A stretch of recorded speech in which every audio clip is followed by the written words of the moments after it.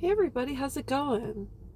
I want to talk about red flags in a relationship, and I talked in a previous video about how I try to regulate other people's emotions when they are struggling. Let's just say I see someone walking and they're having a hard time crossing the street. I get out of my car and say, "Can I help you?" So I don't know. I just kind of jump in and try to be of assistance to others. And so I mentioned that if my husband is frustrated, I'll say, "Hey, how can I help you? What can I do? If there's anything you need, let me know." And our relationship works really well. But there's times when I had to take a step back and let him self-regulate, etc. And I had to just sit down and I had to sit down and just knock it off. So I want to talk about things you should be really cautious of if you are the type that's walked around on eggshells because you don't want someone to get mad or you're afraid of confrontation, etc. And so I was a fairly quiet girl. I fell into line fairly easily, and if someone would say to me, "I need to talk to you about something tonight," I would worry all day long. What is the conversation about? I don't know. If I was called into the principal's office, it was not a good thing for me.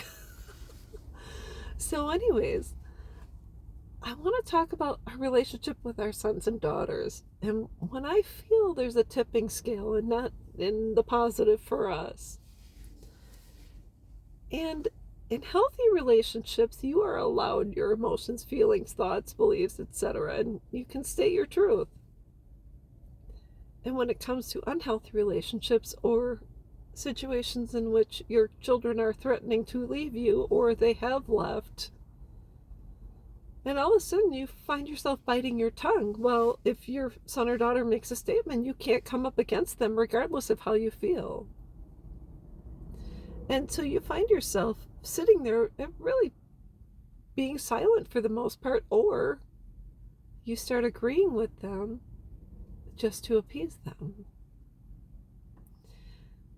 And you start morphing into them instead of you, and you wonder, where have I lost myself along the way? Because I have never, and even in friendships, you should be able to state how you feel about something and say, I'm just letting you know I feel X, Y, and Z. And if it's a healthy relationship, the other person says, "Thank you for letting me know." In an unhealthy relationship, the other person will say, "Well, you're trying to control me, or you don't have a right to tell me this. I don't want to hear your opinion. You are wrong. How dare you?" And then they'll start using certain slurs. "You're homophobic, you're racist, you're this, you're that. You don't accept me the way I am." And all of a sudden, you're like a little church mouse where if you say anything, it's going to be taken the wrong way. So today we have sons and daughters in which the relationship favors them. And unless you align with them, they'll straight up ghost you. They want you to bow down to them because they are your new ruler, your new queen, your new king, your new dictator. They're calling the shots. And whatever they say goes. Well, what the heck kind of relationship is that? They are now the parent and you are now the child, and there's an unhealthy balance. So I just want to say, you gotta watch out for that. You gotta be real careful. You gotta be cognizant of that shift. Because the second you start living in fear is the minute the relationship will be off kilter. And I'll tell you, once someone has that power trip, it's hard to get them off the plane. So I hope this helps. I don't know what else to say,